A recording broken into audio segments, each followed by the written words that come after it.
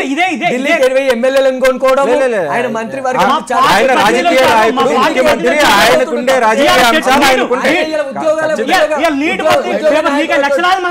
విద్యార్థి నాయకులతో చర్చలు జరిపే సమయం లేదు. కార్పొరేషన్ చైర్మన్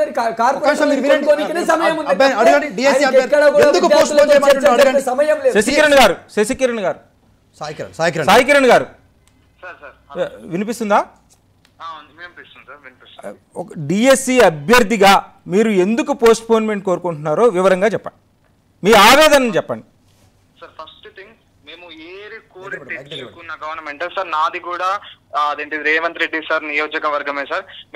మేము అందరు కొంటి తిరిగి ప్రయత్నించి ఒప్పించి మీరు వేస్తేనే మాకు ఉద్యోగాలు వస్తాయని ఒప్పించి ఏపిచ్చి తెచ్చుకున్న ప్రభుత్వమే ఇంత ఘోరంగా చేస్తే మేము ఎక్కడికి పోవాలి సార్? రాష్ట్రం అంతా అల్లకల్లోలం అవుతాం సార్, అర్థమైతే లేదు ఆ ప్రభుత్వానికి. రాష్ట్రం సమస్యని సీఎంఏ పట్టించుకోకపోతే ఎవరి దగ్గరికి పోవాలి సార్? నేను ఒకటే చెప్తున్నా సార్, మేము పోస్ట్ పోన్ ఎందుకు కోరుకుంటున్నామో మీకు వివరంగా చెప్తా సార్. మాకు ఫస్ట్ డిఎస్సి నోటిఫికేషన్ ఇచ్చింది సార్. ఆ నోటిఫికేషన్ లో ఫస్ట్ ఇచ్చినప్పుడు కనీసం డేట్స్ మెన్షన్ చేయాలి.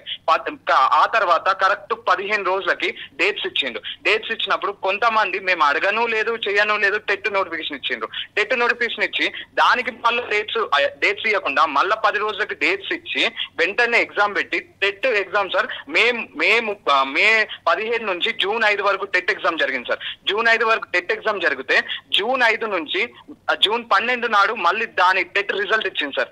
అప్పుడు దేవసేన మేడం ఉండే టెట్ రిజల్ట్ జూన్ 12కి ఇచ్చినాక జూన్ 13 నుంచి మేము అడుగుతూనే ఉన్నాం సార్. మీరు ఇచ్చిన టెంటేటివ్ డేట్స్ అన్నారు కదా, మరి నిజమేనా కాదా, మీరు మరి కంపల్సరిగా అవే డేట్స్ కు పెడతారా అని మేము అడుగుతా ఉంటే జూన్ 30 నాడు మాకేం చెప్పింది సార్, జూన్ 30 రోజు మాకు ఇవి టెంటేటివ్ డేట్స్ కావు, ఇవే అసలైన డేట్స్ అని చెప్తే జూన్ 30 నుంచి జూలై 17కి ఎన్ని రోజులు సార్?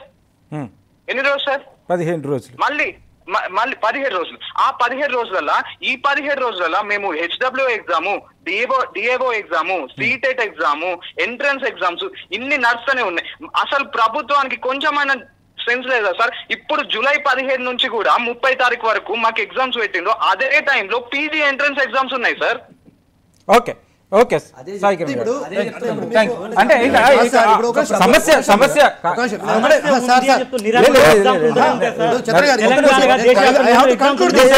ఆయన ఏంటంటే ముఖ్యమంత్రి గారి స్వయంగా సొంత నియోజకవర్గం నుంచి అభ్యర్థి. ఆయన ఏమంటున్నాడు, ఈ ప్రభుత్వం అధికారంలో రావడం కోసం మేము తల్లిదండ్రులను ఒప్పించినాం, మేము మా అందరితో ఓట్లు వేయించినాం. ఇవాళ ఒక విద్యార్థి నాయకుడు మాట్లాడుతూ చెనగాని దయాకర్ అని, నిరుద్యోగుల ఒక్క ఓట్లతోనే మేము అధికారంలోకి రాలేదు, మీరు ఇంత మొండిగా ఉండకూడదు అని చెప్పేసి నిరుద్యోగుల మీద జులుం చేస్తా ఉన్నారు. మేము అడుగుతా ఉన్నామండి, ఇప్పుడు చెప్పమనండి రేవంత్ రెడ్డి గారిని, మేము నిరుద్యోగుల ఓట్లతో అధికారంలోకి రాలేదని చెప్పమనండి.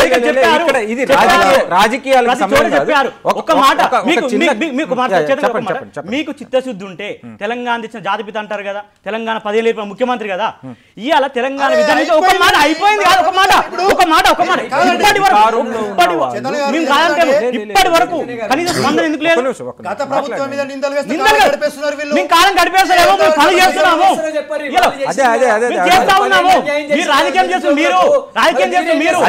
రాజకీయ పార్టీ రాజకీయాలు చేయకుండా ఏం చేస్తారు సార్?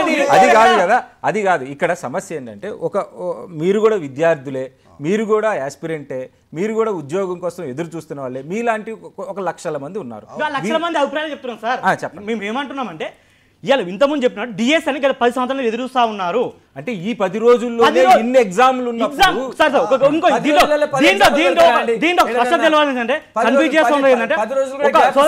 ఒక మాట ఏంటంటే,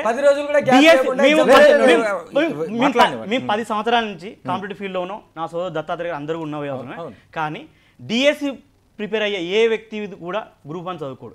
total quite different this subject.